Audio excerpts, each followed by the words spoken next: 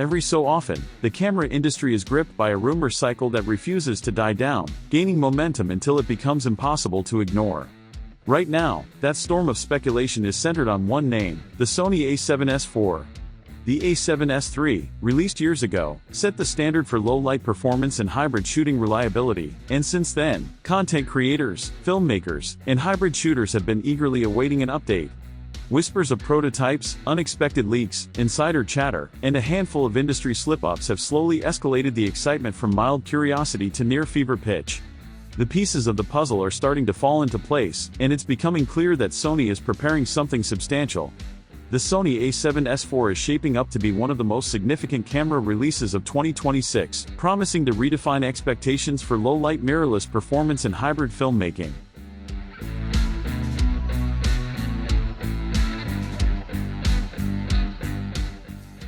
The S series has always carried a sense of mystique that sets it apart from Sony's R series cameras. Unlike the predictable refresh cycles of the A7R line, the S series appears only when Sony feels it is necessary. As a result, even the smallest leaks about the A7S IV are taken seriously by the community.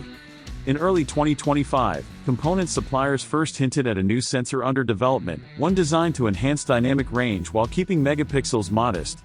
The speculation immediately sparked debate: would Sony stick to the A7S philosophy of low resolution, high-performance sensors, or would they increase megapixels slightly to remain competitive? According to multiple insider sources, the Sony A7S IV might land somewhere between 12 and 20 megapixels. This would preserve the low light supremacy the line is known for, while giving still photographers a modest resolution boost. Alongside the sensor, rumors point to upgraded heat management, borrowing from technologies explored in Sony's A12 prototypes. If accurate, this could allow higher bit-rate workflows, longer recording sessions, and even 8K video capture, though many believe Sony will deliberately limit this to avoid encroaching on its cinema line. More realistic expectations include 4K 120p recording without crop, 4K 240p with a manageable crop, and 10-bit 4:2:2 color in all modes, an overdue upgrade that aligns with modern hybrid needs. Thermal performance has been a particular focus in leaked reports. Sources claim Sony is rigorously testing the A7S IV for extended cinema-level shooting sessions. This approach hints at a camera capable of performing at a professional level in continuous recording scenarios, potentially rivaling compact cinema cameras like the FX3 or even Panasonic's S1H successors. Sony appears intent on maximizing the hybrid potential of the A7S IV, without cannibalizing its higher-end cinema lineup. Autofocus improvements are also a central theme. Firmware leaks suggest a one-tier AF logic, possibly integrating AI-driven subject detection, enhanced tracking in low-contrast scenes, and a new architecture designed for fast-moving subjects. If Sony brings the flagship autofocus system to the A7S IV, it could set a new benchmark for mirrorless performance, especially for documentary and run-and-gun shooting in challenging lighting conditions. There's also growing speculation about a near-global shutter implementation. While true global shutters remain power-hungry and expensive, even partial mitigation of rolling shutter would be a game-changer for handheld shooters and gimbal operators. Design-wise, rumors indicate a slightly thicker body with enhanced passive cooling and a deeper grip. This would mark a departure from the S-line's traditional compactness, signaling that Sony might be prioritizing reliability and thermal management over minimalistic form factors. Combined with all the other rumored improvements, it's easy to see why the hype around the Sony A7S IV has reached such a fevered pitch. However, the camera is not entering the market in isolation. Competition has never been fiercer. Canon has made significant strides in the low-light and hybrid space. Rumors surrounding the EOS R5 Mark II suggest improved thermal performance, while whispers about the EOS R1X hint at advanced video capabilities.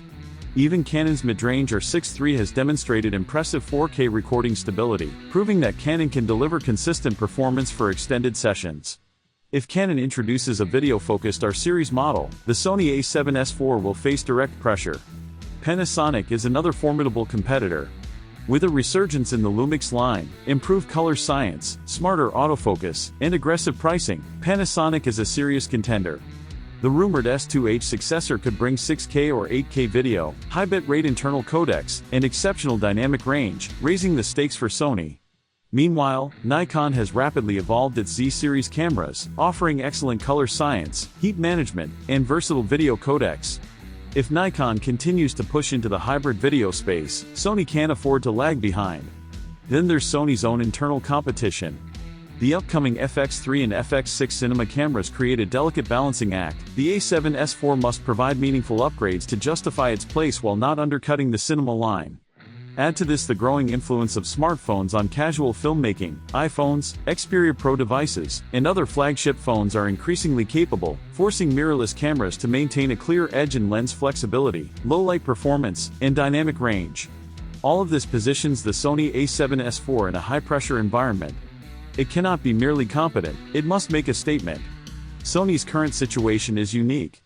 The company is still strong, but the dominance it once enjoyed is no longer guaranteed.